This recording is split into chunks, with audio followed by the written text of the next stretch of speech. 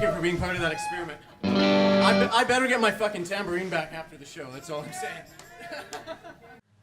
So this concert film itself has been a labor of love from day one. You know, we had said we had all these new songs and we were brainstorming how to get them released to the fans. You know, we had been sitting on them for so long that we kind of said, well, you know, Paint does the live show so well, that's what we want to get to the fans. The thing about Paint when we play live is that it's not just a sonic experience. You know, you come watch us live, it's not just that you're listening to the songs.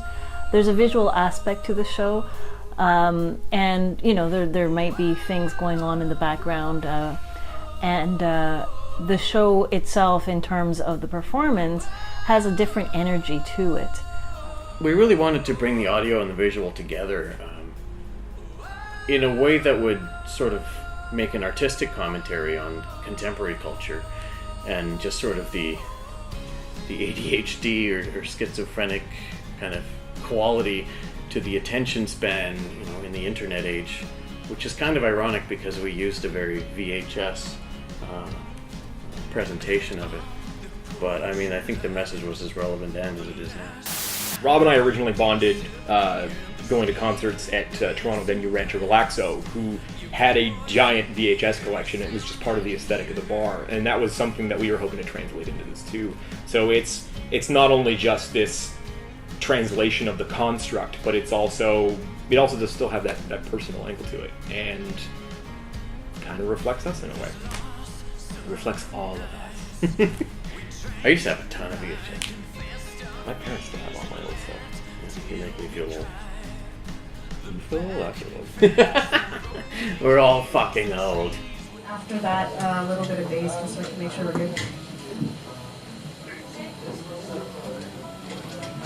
Because I'm all about that bass. No trouble. I don't know what that means. I don't think you get it.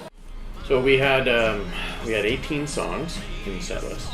We had 3 primary cameras, 3 additional GoPro cameras. So one was dedicated solely to the drummer, and the other 2 were kind of just let's see what they get.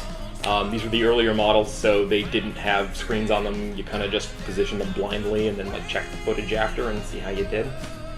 The stage design was kind of a combination of the Zoo TV tour by U2 with the sort of the video screens playing these random loops of different things, and then the lettering was kind of the Parlotones, the South African band, had done it, and it looked really cool. And so I sort of just drew up a sketch of what I thought the backdrop should look like, and then a good friend of ours, Ruby, who did some of the visual artwork for 1111, basically made it a reality, and the whole thing cost us like under $50 because Dollarama's your best friend when you're an art student, I guess. The projection visuals were things that Paint had mostly accumulated over the course of a couple years of touring.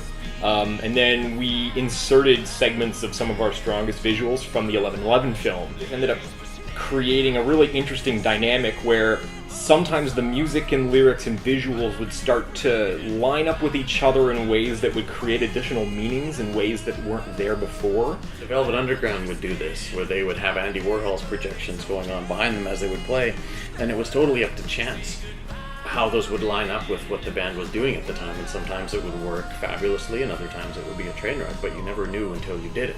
So we have these really mechanical, static elements, but they're all interacting with each other in a way that almost makes it like a jazz performance.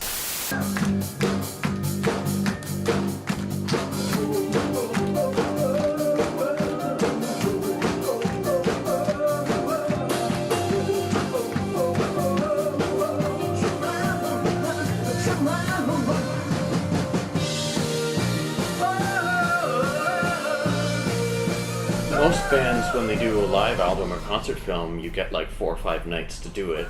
We had one. So we had one night to get the visuals, and I think, we captured it. And due to a few malfunctions along the way, we did have to go back and touch up a few things.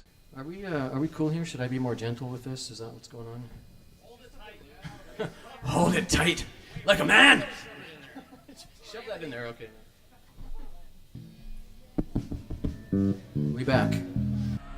in Studio 306, which is apparently where Drake works. I'm sorry, did you just do a hand sign? I did some kind of a... I'm just trying to stay relevant. Because we're old. Yes, that's the name of the game today. We're old.